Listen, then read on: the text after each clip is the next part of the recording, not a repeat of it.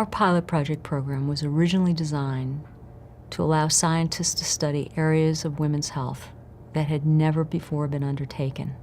So our pilot project program offers the opportunity for investigators to compete for dollars so that if they are awarded a grant from us, they can undertake a new study on a particular area of women's health that's important to them and important to the health of women. It can be on an area of cancer research, it can be on depression, osteoporosis, autoimmune illness, cardiovascular disease, smoking cessation, any number of topics that are really critical to women's health.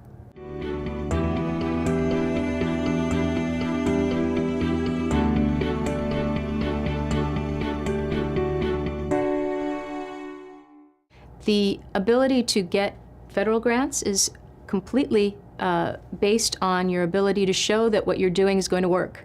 And therefore, sources of pilot funding are extremely useful in starting a new direction or in taking on studies that might otherwise be too expensive to do with existing funding. And I think Women's Health Research at Yale has been very good at leveraging their funding and particularly their pilot grants in order to get people who weren't already working on sex and gender issues to start incorporating that as an important part of the research.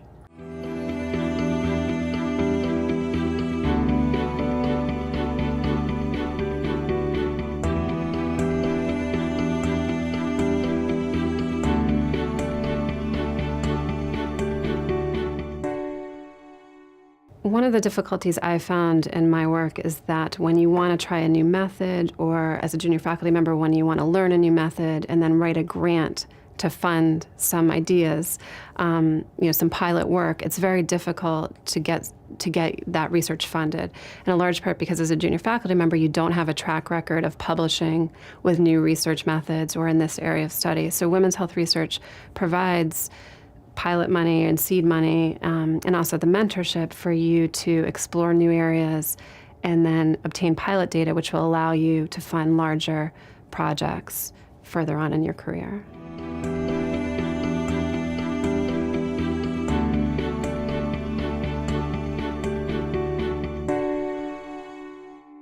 Women's Health Research at Yale funded a pilot project in my laboratory, and it actually was a collaboration with Dr. Alessandro Santin, who's in the Department of Obstetrics and Gynecology. Alessandro is an expert in ovarian cancer and has long been trying to find new ways to treat ovarian cancer, particularly that subset of ovarian cancer that is resistant to most drugs, and this is a common form of ovarian cancer, unfortunately.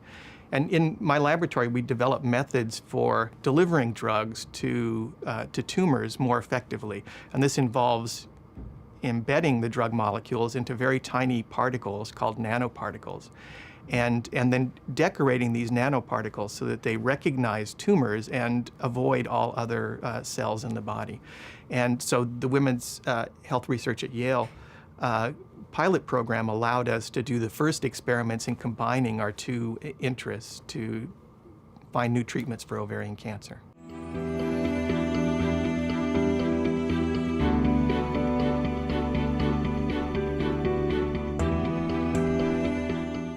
We're not interested in people leaving their areas of study and identifying themselves solely as women's health investigators.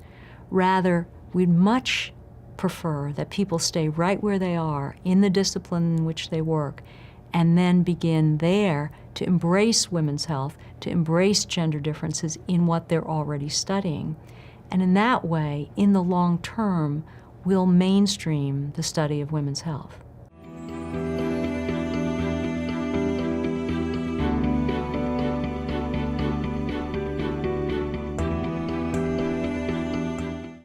Particularly now, federal dollars are scarce, and as a consequence of that, our program is reaching out for funds to help our investigators not only get the pilot funds they need, but also looking for bridge funds until they can get larger funds in order to study definitive answers to the questions that we have about women's health.